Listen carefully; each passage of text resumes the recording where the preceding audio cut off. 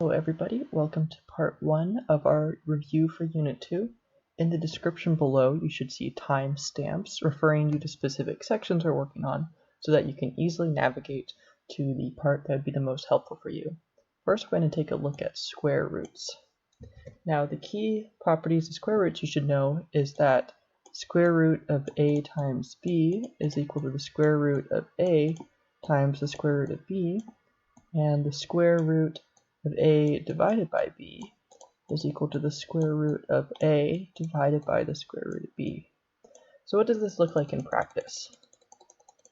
Well, let's take square root of x squared, x cubed. So we could find the square root of x squared, that would be x, because taking the square root of a number is just finding the number that when you square it, you get the thing inside the radical. However, x cubed isn't going to work like that nicely, so what we're going to do is we're going to split it apart in a sense to have x squared times x, and then make it so that we split those apart to get the square root of x squared times the square root of x. And now this part simplifies to x, and this remains the same, and because it can't simplify anymore, we have x square root x. Now let's take 4 over 9, for example. This we could split using this property to get square root 4 divided by square root 9. Now we can just do these one at a time. Square root 4 is 2 and square root 9 is 3, so this would be 2/3. Now let's take a look at 18, the square root of 18. This would be, we know that 18 is not going to be easily have a square, but if we think about its components, 18 is 9 times 2. And we know that 9 is a number we can take the square root of.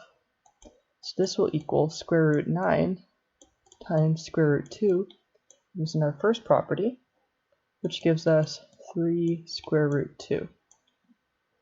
Now let's put this all together for one problem.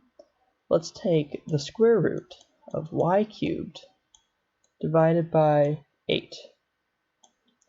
So first, we can use this property to say this is the square root of y cubed divided by the square root of 8. Now let's focus on the numerator. We could also do the denominator first, but let's just focus on the numerator. Let's use our property to split this apart. We'll have the square root of y squared times y divided by the square root of 8, which will be the square root of y squared times the square root of y divided by the square root of 8, which will be y times square root y divided by square root 8. Now this will equal, now let's focus on the denominator. So the numerator is as simplified as possible, so this will be y square root y. Now square root 8, we know square root 8 can't be, there's no square root of 8 that's an exact number. However, we know that 8 is 4 times 2, and 4 is a number which we can take the square root of easily. So now we're going to say this is equal to the square root of 4 times the square root of 2, splitting it apart, and this will be y square root y divided by 2 square root 2. And that would be our most simplified answer. Now let's work on cube roots. Cube roots are a little bit different from square roots, and the way we depict them is by writing this little 3 here in the nook of this radical. And the idea behind cube roots is finding the number that makes the number inside when you cube it. So for example, the cube root of 27 would be the cube root. Now 27 is 3 cubed because 3 times 3 is 9, and then 9 times 3 is 27. So the cube root of 27 is equal to 3. And also the cube root of x cubed is equal to x. Now let's look on some properties. First of all, the cube root, let's do the cube root of -8.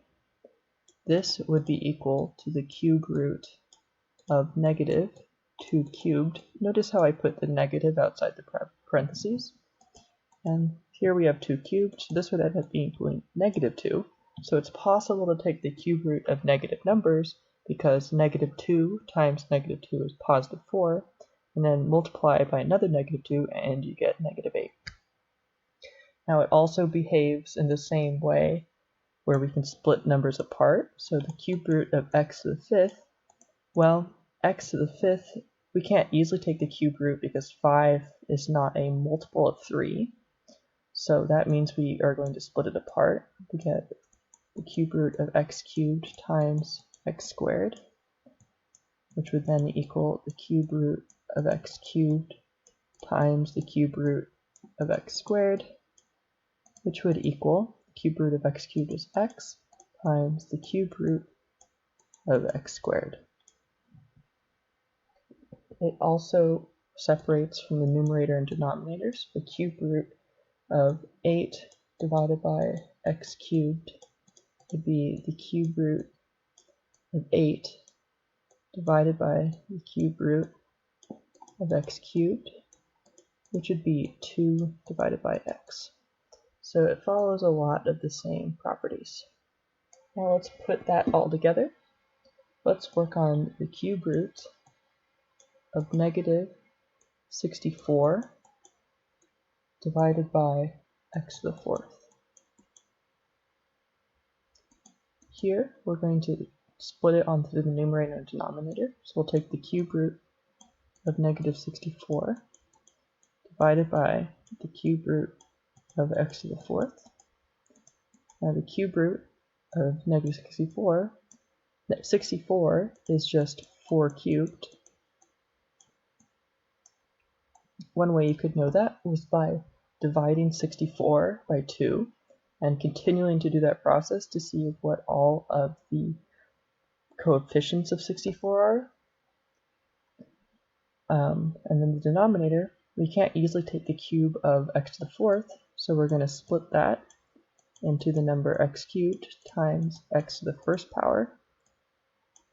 So this will be the cube root of negative 4 cubed is negative 4 divided by, and we're going to split the denominator into x cubed times the cube root of x, which will be negative 4 divided by, this will become x times the cube root of x. And that would be our final answer.